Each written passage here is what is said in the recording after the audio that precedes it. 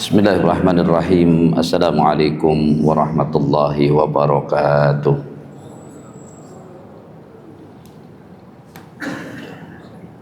Alhamdulillahi rabbil alamin, wal aqibatu lil muttaqin, wala udwana illa 'alal zalimin. Asyhadu an la ilaha illallah wahdahu la syarika lah, al malikul haqqul mubin.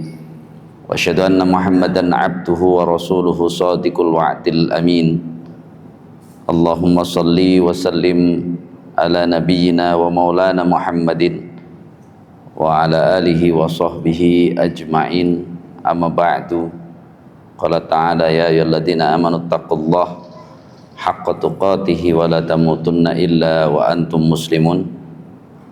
Bersyukur pada Allah Subhanahu wa taala yang masih memberikan kita kenikmatan sehingga kita bisa terus melaksanakan salah satu amal yang mulia, yakni menuntut ilmu.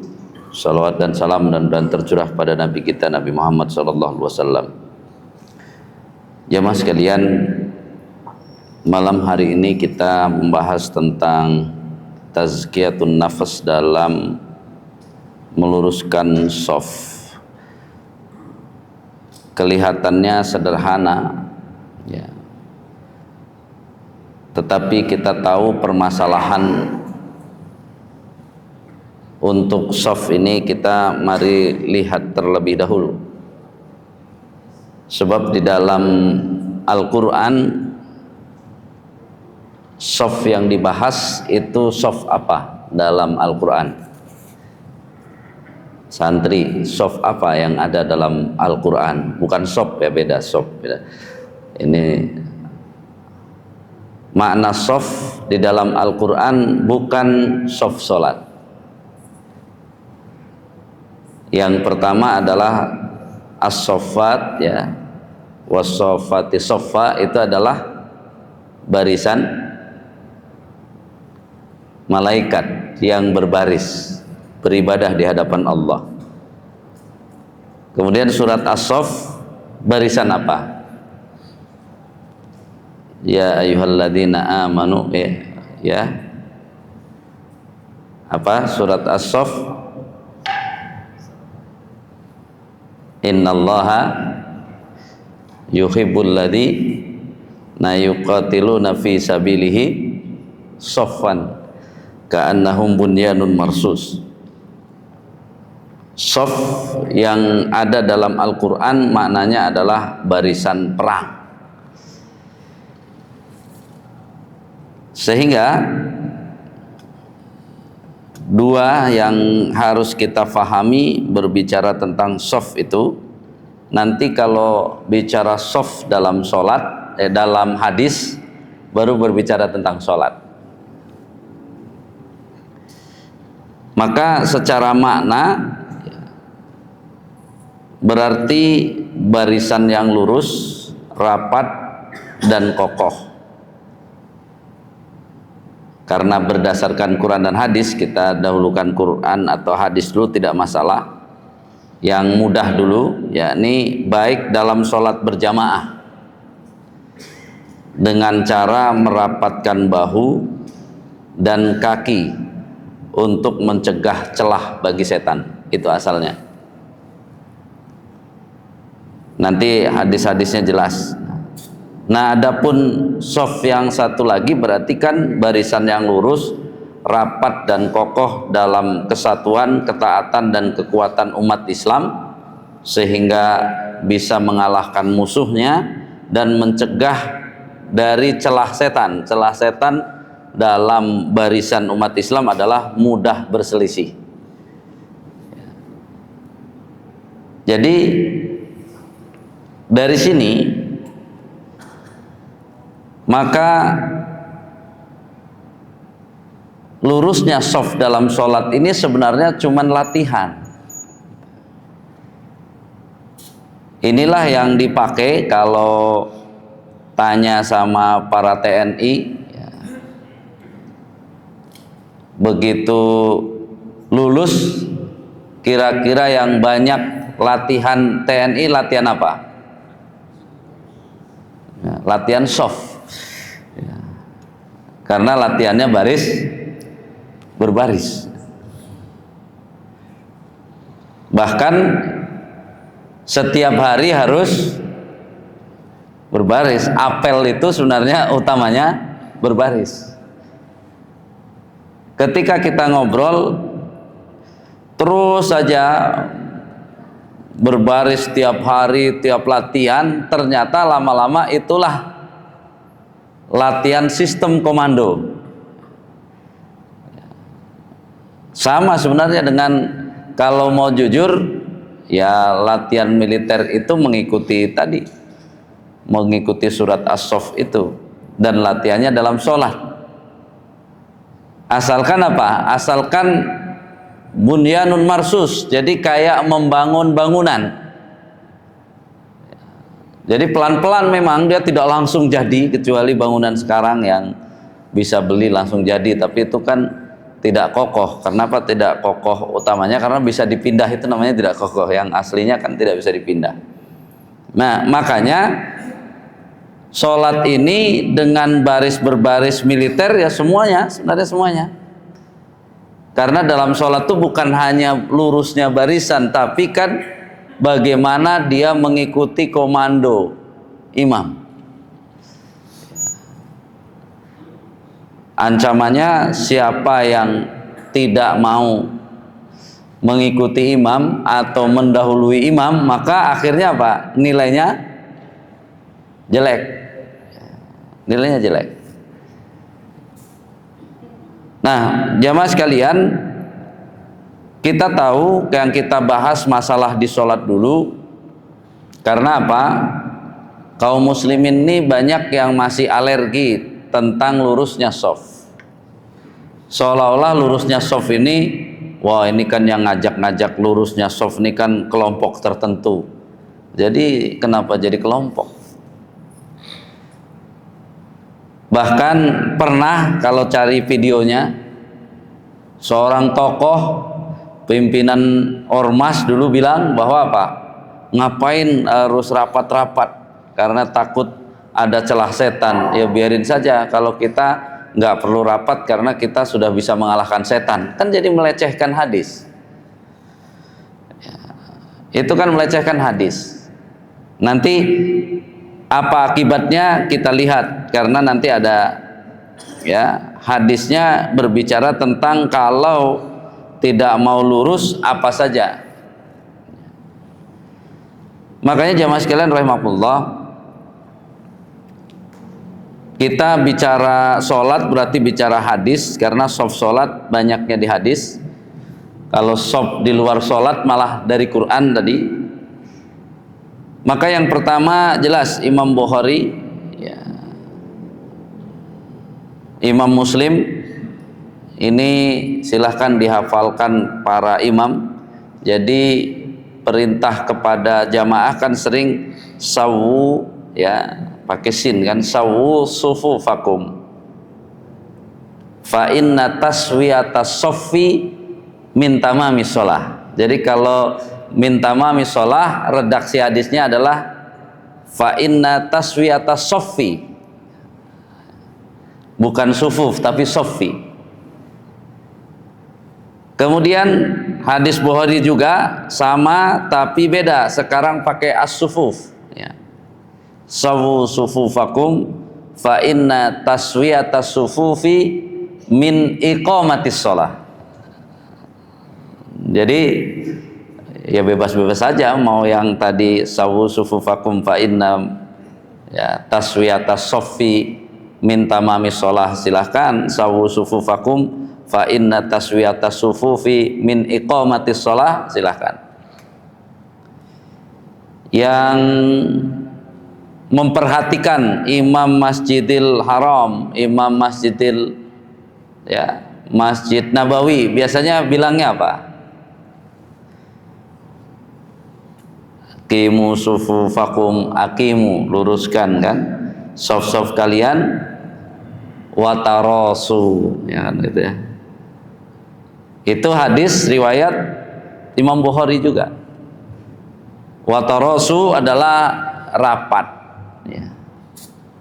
Aqimu lurus, tarosu rafat. Kemudian apalagi yang diucapkan Imam Masjidil Haram atau Masjid Nabawi? Apa yang pernah Bapak dengar apa? Selain tarosu. Ada yang ingat? Wasuddul khalal, kan gitu ya. Pernah dengar gitu? Wasuddul khalal. Biasanya kadang-kadang itu aqimu sufufakum wa tarasu wasuddul khalal. Apa artinya santri wasuddul khalal? Tutup celah yang kosong. Itu juga dari hadis riwayat Imam Ahmad. Artinya jangan alergi, disuruh rapat, disuruh tadi menutup celah, jangan alergi, karena itu sebenarnya bukan ciri kelompok tertentu, bukan ormas tertentu, bukan paham tertentu, tapi itu dari perintah siapa? Perintah Nabi. Sehingga gimana caranya ya biar benar lurus ya. Maka ini juga ditulis dalam hadis Bukhari, para sahabat menceritakan kana ya, ahaduna yalziku mankibahu bimangkibi sahibihi wa qadamahu biqadamihi. Ini menjadi teknis. Imam boleh ngomong tuh kan, jangan imam tadi ikut bahasa Arabnya, ngomong bahasa Arabnya jamaah nggak paham ya sama saja. Jadi apa tuh tadi, keren doang katanya ya. Aqimu sufufakum wa tarasu wasuddul khalal, Allahu Akbar, orang makmum juga nggak tahu apa itu tadi ngomong apa itu imam kan gitu ya. Maka hadis riwayat Bukhari mengatakan setiap kami, dari para sahabat mengatakan setiap kami merapatkan pundak, berarti kan bahu terlebih dahulu dengan bahu sebelahnya, maksudnya berarti apa nih? Tangan lah, kan dilarang begini sebelum sholat, harus lurus ya. Jadi jangan pegang tangan begini, ini menyempit, makanya disuruh lurus. Setelah lurus maka harus apa? Bertemulah tangan kita yang diluruskan, jadi tapi jangan gini, lurus begini dengan tangan sebelahnya, sehingga kan rapat. Setelah itu baru ya wa qadamahu bi qadamihi, baru kaki dengan kaki. Jangan kakinya dulu, orang sering kakinya dulu jadi kelebaran. Nah, itu nggak rapat. Jadi harus apa nih?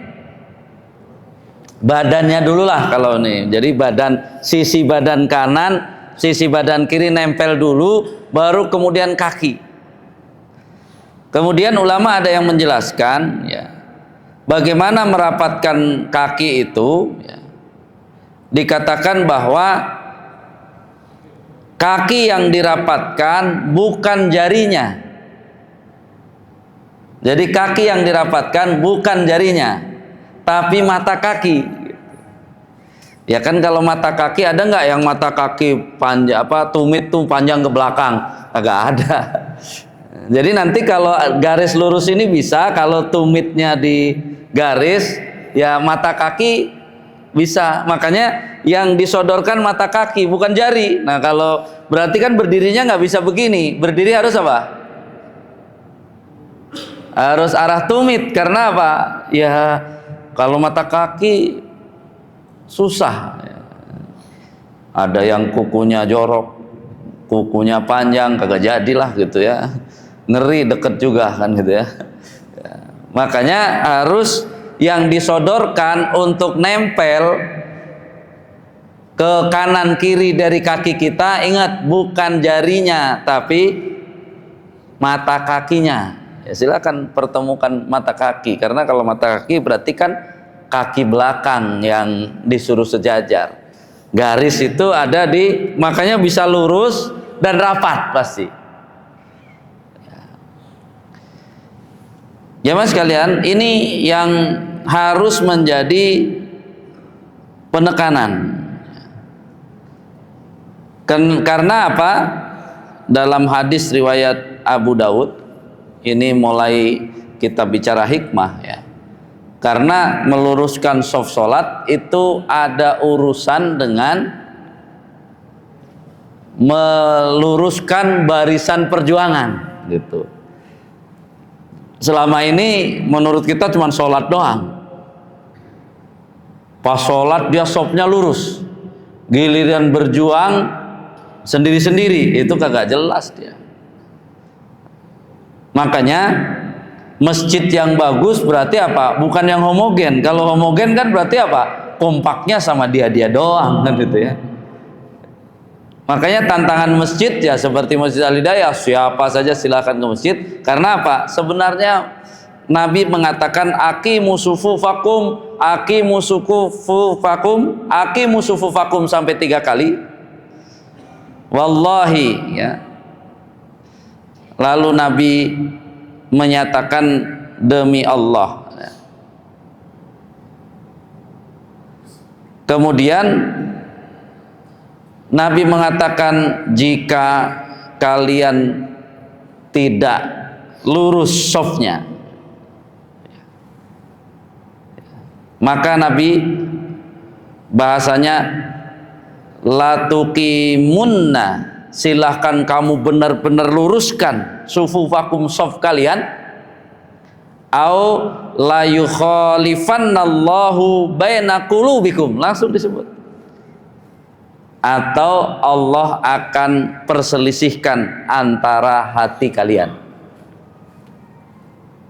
Jadi ternyata latihan lurus shaf itu oleh Allah disuruh latihan biar hatinya bisa nyambung.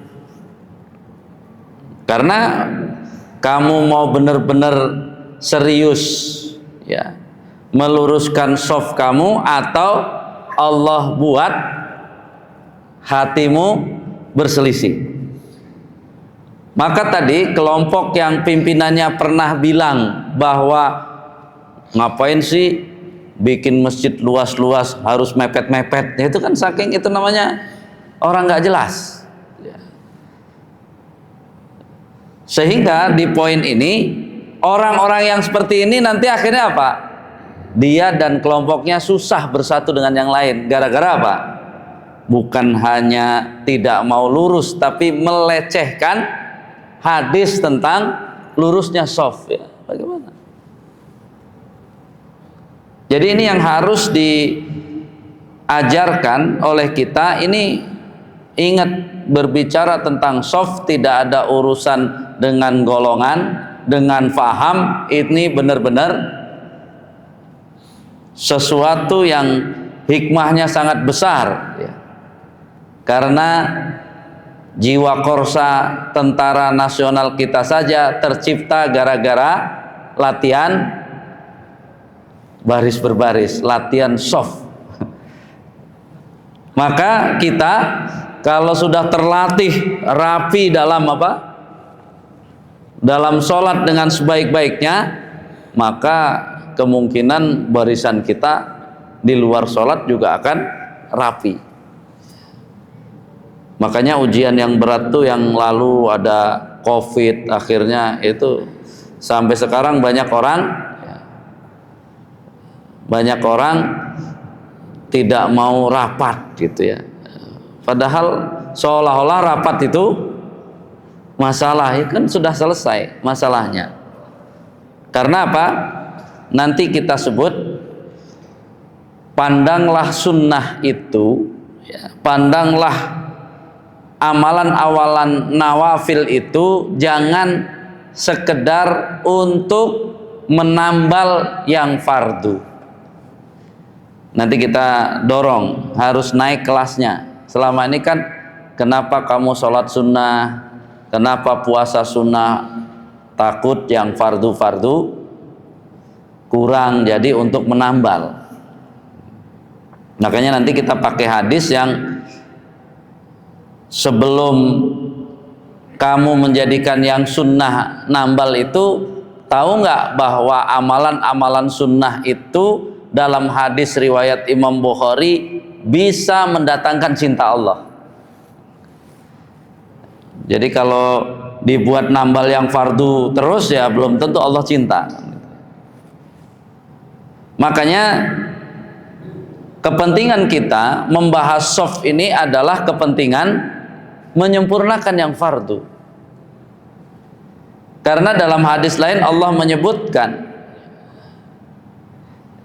bahwa wa ma taqarraba abdi ahabun ilayya, tidaklah seorang hamba mendekatkan kepadaku yang paling aku sukai, kata Allah, mimmafturidtu alaihi, dengan melaksanakan yang fardu. Jadi kita kelihatannya cuman ngomongin soft, padahal ini sedang menyempurnakan yang fardu. Menyempurnakan yang fardu adalah mendekatkan diri kepada Allah dengan amalan yang sangat Allah sukai. Itu satu poin. Jadi saat kita cuman ingat ya Pak ya, tugas kita seberapa Pak? Bahunya nempel, baru kakinya nempel. Berarti lebarnya kaki para santri seberapa lebar? Santri hanya selebar bahu, nggak boleh lewat. Nah, kalau lewat sudah enggak, itu namanya sudah lewat batas. Makanya orang yang ilmunya nggak paham kan sampai ngajegang, biar kenapa yang rapat kakinya. Hadisnya mengatakan sebelum kaki kamu harusnya apa? Bahu dulu. Lebarnya kakiku hanya selebar bahu. Kalau ternyata kanan kirinya kaki kita sudah selebar bahu, kanan kiri kakinya tidak nempel tapi bahunya nempel, sudah selesai tugas kita. Jangan kakinya dicari-cari, itu namanya la yukallifullahu nafsan illa wus'aha. Usaha kita dibatasi hanya selebar bahu. Kalau sudah kira-kira selebar bahu, kanan kiri nggak mau nempel, nggak usah digeser-geser kaki kita. Jadi bukan nempelin kaki, ini bukan. Tahu tugas gitu. Tugas saya itu yang akan ditanya oleh Allah adalah lurusnya bahu saya selebar kaki saya, selebar bahu saya. Geser, yang akan ketemu duluan adalah bahunya. Pas kakinya ya terserah dia ngaji atau tidak. Ya kalau nggak ngaji nggak bakalan bisa nempel kakinya. Tapi kalau yang rajin ngaji dia bisa nempel. Karena apa? Yang nempel juga bukan jarinya, tapi yang nempel mata kakinya. Ini yang harus menjadi catatan. Karena baris berbaris itu kalau rapi sangat bagus dilihatnya. Dan ingat dari surat As-Saffat tadi menunjukkan kenapa kita harus seperti itu. Maka nanti hadis mengatakan memang begitulah barisan malaikat, gitu. Kita itu dalam beribadah disuruh ya meniru barisan malaikat yang rapat ya. Sampai kalimat ya yang ada kalimat wasuddul khalal, itu adalah hadis riwayat Imam Ahmad yang berkaitan dengan barisan malaikat. Kami diperintahkan berbaris seperti barisnya malaikat, gitu. Yang mereka rapat sampai bahu ketemu bahu, kemudian tadi kaki ketemu kaki yang artinya ditumit. Lalu di hadis itulah muncul kalimat waman wasala soffan wasolahullah, waman qata'a soffan qata'ahullah. Barang siapa menyambungkan soft tadi, rapat jadi nyambung, maka Allah akan menyambungkan. Para ulama menyebut menyambungkan rahmatnya. Dan siapa yang memutuskan soft, Allah akan putuskan rahmatnya. Sampai segitu. Kok kenapa bisa putus rahmat, jahat amat tadi? Karena kalau dia tidak mau nyambung, hatinya jadi berselisih, kan lebih berbahaya. Sering bersama ke masjid tapi berselisih, kan namanya jadi musuh dalam selimut. Maka tugas kita berbicara soft itu hikmahnya adalah setiap amalan-amalan fardu tolong sempurnakan. Ini mengulang nih, saya sebenarnya pernah menyampaikan. Coba sebutkan amalan fardu setiap hari, ada 3. 1, semuanya tahu kalau 1. 1, sholat. 2, ayo coba dipikir. 2, amalan fardu yang berlaku setiap hari. 2, kan tadi kita mau menyempurnakan yang fardu nih, biar Allah suka kita mendekat kepada Allah. Yang kedua, menutup aurat. Pengurus DKM jalan pagi lututnya kemana-mana, kadang-kadang begitu. Itu sekarang nggak usah berdebat dosanya lah, gitu ya.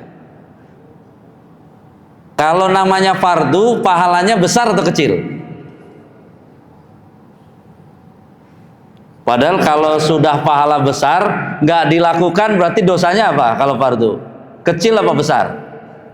Besar juga.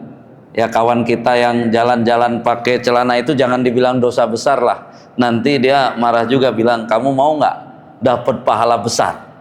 Ya, gitu tawarannya Pak. Mau nggak dapat pahala besar? Itu turunin dikit aja itu celana kamu yang masih di atas lutut, turunin jadi tertutup lututnya, langsung dapat pahala besar. Sebesar apa pahalanya Pak? Kalau kita mau memberi semangat orang, sebesar apa pahalanya? Lebih besar dari pahala besar untuk amalan sunnah. Namanya juga amalan fardu.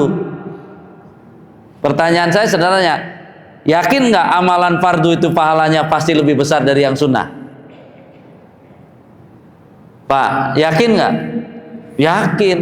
Padahal amalan sunnah ada yang pahalanya lebih baik daripada dunia dan seisinya, yakni sholat ya qabliyah subuh. Berarti Bapak nutup lutut itu pahalanya lebih besar daripada dunia seisinya. Makanya saat ibu-ibu sudah gaspol nanya kepada saya, Pak Ustadz tapi nggak apa, jangan ngomong nggak apa-apanya dulu, mau nggak ditambah pahala?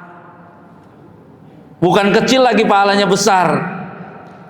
Kan saya udah tua. Sebenarnya nutup aurat nggak ada urusan sama tua. Kalau kita bahasa sekarang adalah mau pahala nggak gitu. Ya terserah kalau nggak mau mah. Dan pahalanya bukan kaleng-kaleng tadi, bukan kecil. Kalau pahalanya kecil mau ngapain? Pahalanya sangat besar. Ya Bapak mau dapat pahala besar, ingetin, lo itu tetap aja lo aurat, padahal aurat itu fardu. Itu ya. Jadi ada sholat setiap hari. Yang kedua, fardu yang kedua adalah menutup aurat. Ternyata umat Islam banyak nggak paham, seolah-olah menutup aurat itu tidak fardu, seolah-olah dosanya kecil dan pahalanya kecil, padahal pahalanya besar. Kalau dosa ya dosa besar. Catatan bagi kita. Baru kemudian yang ketiga apa? Belajar. Itu kan fardu juga, belajar ya, ngaji, nambah ilmu lah. Nambah ilmu, mencari ilmu itu fardu. Jadi tiap hari ada amalan fardu yang harus kita kerjakan, kita sempurnakan tadi. Karena apa? Itu kalau Bapak menyebut tadi, oh saya zikir 10.000 kali sama menutup aurat, mana yang lebih disukai Allah? Menutup aurat, karena itu fardu. Jadi jangan dikira, oh walau jangan dilihat saya sekarang nih lagi jalan pagi nggak nutup aurat, saya sehari itu dzikir ya 10.000. 10.000 itu sunnah. Ya. Sedangkan menutup aurat fardu, ya kalah pahalanya gitu bilang. Dia bilang kamu, makanya kalau nggak paham ya begitu, itu namanya apa? Kurang ilmunya. Jadi seolah-olah dia bisa nutup dengan dzikir 10.000 kali untuk menutup tidak menutup aurat, ya kagak nyambung. Orang itu besar sama kecil ya kalah. Jadi kita ini kadang-kadang ya tidak menyiapkan argumen yang pas untuk sesuatu yang tadi yang tidak tepat. Makanya mulai sekarang dorong, kan beda tipis kan, pakai celana pendek sama itu kan beda tipis doang. Cuman bedanya apa? Dapat pahalanya itu besar lagi, mending kalau kecil ya. Itu menjadi catatan yang harus ya kita dakwahkan, karena itu namanya tetap membuka aurat. Kan ada yang ibu-ibu nawar, masa Pak Ustadz harus pakai kaos kaki cuman mau beli itu ke depan? Saya bilang ya terserah ibu, itu ditawarkan pahala yang besar cuman pakai kaos kaki doang, ya mau atau enggak itu kan hak masing-masing. Saya bilang gitu, untuk mendorong bahwa apa ya, kan kalau kita ngomong ya harus gitu, yang penting dia biar mikir dulu ya. Ini menjadi catatan ya, sehingga dari mana kita harus batas membuka menutup aurat tuh, dari mana batas aurat? Di pintu rumah, bukan pintu pagar, bukan pintu rumah. Jadi walaupun bapak ya di halaman rumah lagi nyiramin, itu nggak pakai ya, pakai celananya di bawah di atas lutut, itu kena. Karena apa? Pengawasnya malaikat, bukan manusia. Namanya aurat itu ya, aurat itu ya pas kamu buka pintu rumah itu sudah batas aurat. Nggak ada siapa-siapa. Kalau kayak gitu ya kacau. Itu yang harus dipahami. Sehingga apa? Di situ poinnya. Kita ternyata bukan sedang berurusan dengan orang, kita sedang berurusan dengan Allah. Kita mematuhi ketentuan Allah. Termasuk ya akhirnya biar ingat gimana Pak Ustadz, tulis di pintu itu batas aurat gitu ya. Batas aurat di pintu rumah itu tulis batas aurat. Kita kadang-kadang ngomongin batas, ini melebar dikit nggak apa-apa ya. Masjid suka salah nulis. Sering masjid tuh nulisnya batas apa Pak? Batas apa Pak? Batas suci, kan aneh. Bener itu batas suci. Jadi kalau pas penuh sholat di sana itu berarti di luar suci dong. Itu nulis batas suci sebenarnya maksudnya apa? Harusnya tulisannya batas alas kaki atau batas sendal, bukan batas suci. Tanah ini aja suci oleh Allah. Jadi yang batas suci itu adanya di Mekah sana tuh, batas tanah suci. Kalau di kita mah sebenarnya tulisannya udah salah kaprah, bukan batas suci. Terus kamar mandi nggak suci dong. Jadi persepsinya salah, itu kan batas alas kaki gitu. Jadi jangan batas suci. Bapak-bapak repot kalau ibu-ibu lewat pakai sepatu sama sendal semuanya. Ibu, ini batas suci. Kami nggak ada yang namanya suci katanya. Jadi yang dibatasi suci doang. Jadi coba diperbarui, bukan batas suci itu dilepas, batas alas. Enak Pak, kalau alas kaki naik langsung kamu udah ngelewatin batas alas kaki. Ntar ada yang pakai sendal sampai sini semua pakai sendal. Karena apa? Orang sendal saya suci kok. Ayo. Konyol nanti ya, kan cuman batas suci. Saya sendalnya suci berarti boleh apa? Jadi gitu. Jadi kadang-kadang kita nulis itu gara-gara ngetren banyak begitu langsung ikut, padahal kan harusnya dipikir dulu, ini batas sendal doang, bukan batas suci. Karena bagi umat Islam kalau nanti sholat itu semua sampai ke sana itu semuanya suci, ya, kasihan dong, berarti sana nggak suci gitu. Ya, karena batas sucinya di situ, yang sana nggak suci, bukan batas sendal, ya, batas sendal, alas kaki, ya, takut najisnya dari alas kaki, makanya jangan batasnya, yang dibatasi bukan sucinya, yang dibatasi sendalnya, yang dibatasi alas kakinya, ya. Nah, kembali, ya, maka Rasulullah menyatakan, ya, di hadisnya itu kan terusannya apa? Wa ma yazalu, ya, yataqarrabu abdi, selama hambaku masih terus, ya, setelah menyempurnakan yang fardu, terus hambaku menambah lagi, mendekatkan diriku kepadaku bin nawafil, dengan amalan-amalan sunnah. Ternyata bunyi hadisnya, kalau awalnya yang fardu disempurnakan, kemudian melakukan yang sunnah, ternyata yang sunnah nggak perlu menambal yang fardu. Kenapa nggak perlu menambal? Karena yang fardu sudah diusahakan untuk sempurna. Maka bunyi hadisnya, hatta uhibbahu, sampai aku akan mencintai dia. Jadi kalau mau dapat cinta Allah, di hadis ini nanti tambah lagi dengan ayat, meluruskan soft, ini bagian dari penyempurnaan yang fardu, sehingga apa? Sunnahnya bisa kita pakai untuk mendapat cinta Allah. Jadi kenapa Bapak rajin sholat qobliyah badiah? Biar Allah cinta sama saya. Tapi syaratnya apa? Saya harus belajar menyempurnakan yang fardu-fardu tadi, termasuk pakai celana di atas lutut stop, harus di bawah lutut kalau jalan pagi. Gitu. Kok Bapak sekarang berubah, pengen dapet cinta Allah? Karena kalau yang fardu ini masih kurang, sunnah saya nambalin yang fardu doang, nggak beres-beres. Maka yang fardu saya sempurnakan biar sunnah saya mengundang cinta Allah. Itu yang harus dipahami konsepnya. Kemudian proses mendapatkan cinta Allah, ya, itu juga ada dalam surat Al-Maidah ayat 54. Yang terkenal kan Al-Maidah 51.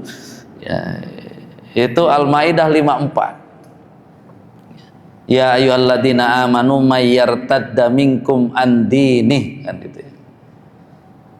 Ini peringatan keras bagi orang yang beriman murtad. Seolah-olah kalau kalian murtad Allah kagak peduli gitu.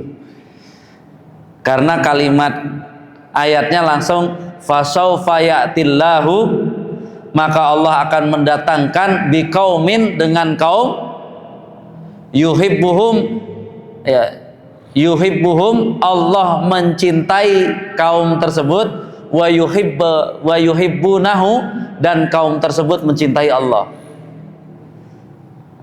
Jadi kalau ada orang beriman terus murtad, kasarnya apa? Allah kagak peduli, Allah akan ganti saja dengan yang lain yang Allah cinta kepada dia, dia pun cinta kepada Allah. Tambah tadi sudah menyempurnakan yang fardu, kemudian melaksanakan secara istiqomah yang sunnah, mendatangkan cinta Allah. Tambah lagi meniru kaum siapa yang Allah sebut Allah cinta kepada mereka, mereka cinta kepada Allah, adzillatun alal mu'minin, orang-orang yang tidak pernah merendahkan orang yang beriman. Semua orang beriman bagi dia adalah mulia. Makanya kalau ada orang beriman salah, ya kasih tahu, nggak usah dijelek-jelekin, karena kita muliakan. Aizzatin alal kafirin, jangan ada orang kafir yang dianggap hebat. Ya, itu kalau mau dicintai Allah. Jangan kagum sama orang kafir. Oh, dia walaupun kafir baik. Oh, kamu mau nggak dicintai Allah? Kalau mau dicintai Allah nggak usah begitu, biasa-biasa aja sikapnya, gitu ya. Sering sekali orang-orang yang terduga ada kemunafikan tuh kadang-kadang merendahkan orang Islam. Dia bilang masih lebih bagus orang yang bukan Islam. Kena ayat ini, berarti kamu tidak layak dicintai Allah. Kita lanjutkan usaha mengejar cinta Allah yang ini menjadi hikmah bahwa soft ini sebenarnya hanya salah satu yang kita laksanakan untuk menyempurnakan yang fardu, dan juga nanti sehingga amalan sunnah kita bisa mengundang cinta Allah. Maka yang berikutnya, setelah kita menjaga diri untuk tidak menghinakan Islam, tidak menghinakan orang Islam, tidak menghinakan orang beriman, kemudian tidak kagum dengan orang yang tidak beriman, ya, maka ini yang Allah sarankan. Berikutnya apa? Wa yujahiduna fi sabilillah, berjihad di jalan Allah. Berjihad nomor satu adalah berjihad bersungguh-sungguh dalam belajar. Itu nomor satu. Nomor duanya nanti berperang, gitu. Tapi nomor satu bersungguh-sungguh. Makanya yang konsisten dan komitmen bicara jihad itu diawali harus belajar adalah Khalifah Umar bin Khattab. Salah satu keterangannya, Khalifah Umar bin Khattab itu kalau ada orang pengen pergi berjihad tapi belum paham tafsir dan surat Al-Anfal, nggak boleh ikut jihad. Sampai segitunya. Sehingga apa? Belajar inilah yang harus dijadikan kaidah nomor satu. Mau berjuang seperti apapun, kalau kita nggak belajar ilmunya dengan baik, biar gampang diajak yang nggak benar, gampang disesatkan, gampang diajak yang emosional, sehingga akhirnya jadi teroris, bisa. Jadi kalau saat ini siapa yang teroris itu, yang disebut teroris biasanya belajarnya nggak tuntas.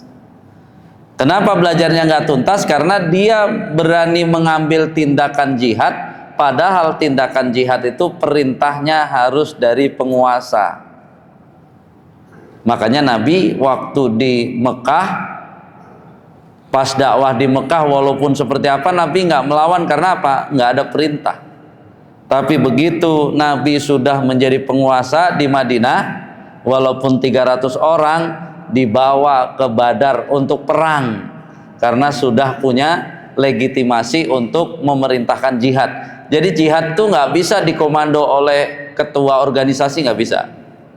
Kalau jihad aslinya harus dikomando oleh penguasa, gitu ya. Itu yang harus dipahami. Berarti kan paham ilmunya. Kalau dia nggak paham ilmunya, nggak mau, nggak bisa nih, syaratnya nggak cukup untuk melakukan jihad. Nah, makanya sering sekali ada hadis sahih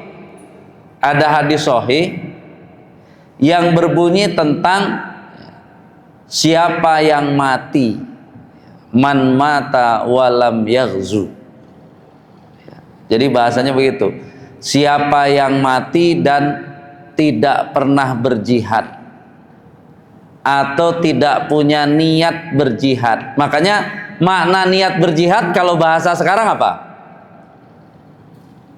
Biar tidak dibilang teroris, makna niat berjihad apa? Bilang Korea Selatan saja yang bukan muslim, penduduknya disuruh wajib militer. Wajib militer itu kan sebenarnya niat berjihad, karena kan nggak tahu negara kita apakah ada yang nyerang atau tidak. Makanya ini hadis sering dipakai oleh doktrin teroris tuh. Kalau kamu nggak berperang atau nggak ada niat berperang, maka kamu mati dalam salah satu cabang munafik. Ngeri kan kalau nggak ngerti ilmunya gitu ya. Padahal maksudnya kita sebagai orang yang beriman, jangankan orang beriman, di dunia ini yang bukan beriman saja dia harus menyiapkan rakyatnya. Kalau sewaktu-waktu ada perang maka rakyatnya harus disiapkan, disebut wajib militer. Jadi itu konsep Islamnya, itu wajib militer itu punya niat berperang walaupun belum tentu berperang, tapi kalau nanti musuh datang kayak dulu penjajah harus berani melawan karena itu sudah disiapkan. Itu yang dimaksud. Jadi jelas ini bukan, makanya yang diserang adalah jihad. Ada yang bilang jihad tuh nggak ada gitu, karena apa? Karena jihad ini salah satu syarat untuk dicintai Allah. Allah memasukkan syarat wa yujahiduna fi sabilillah. Yang terakhir sebagai penutup, kalau kita terus memegang agama ini dengan benar, melakukan amalan-amalan yang ingin dicintai Allah, ada satu lagi, wala yakhafuna yaumata laim. Itu poin lainnya. Kita harus tahan omongan pedas, omongan jelek, ya, omongan orang-orang yang tidak suka, mencela ini, kita dibilang ekstrim. Ingat, lemah lembut itu maknanya apa, Pak? Lemah lembut. Ayo, ini kadang-kadang suka salah nih. Lemah lembut itu maknanya apa? Ini sebagai penutup. Lemah lembut itu maknanya tidak kasar. Salah kalau lemah lembut artinya tidak tegas atau tidak keras, itu salah. Lawan dari tegas keras adalah lembek, bukan lemah lembut. Makanya Nabi itu tegas, Nabi itu keras, tapi Nabi nggak kasar. Ya, jadi namanya dakwah itu bukan dakwah kan harus lemah lembut, bukan lemah lembut itu melehoy, letoy, bukan. Lemah lembut itu artinya tegas, jelas, ya, tapi dia dengan bahasa santun, tidak boleh bahasa kasar. Itu sebenarnya. Sehingga apa? Ini semua dalam rangka mendapatkan cinta Allah. Jadi hikmahnya mempelajari soft salat itu menarik karena dia sebenarnya berhubungan dengan amalan-amalan yang lain. Dia merupakan satu dari pintu, kalau kita belajar ilmu dia akan nyambung kepada ilmu-ilmu yang berharga lainnya. Hadanallahu wa iyyakum ajmain. Kurang lebihnya mohon maaf. Assalamualaikum warahmatullahi wabarakatuh.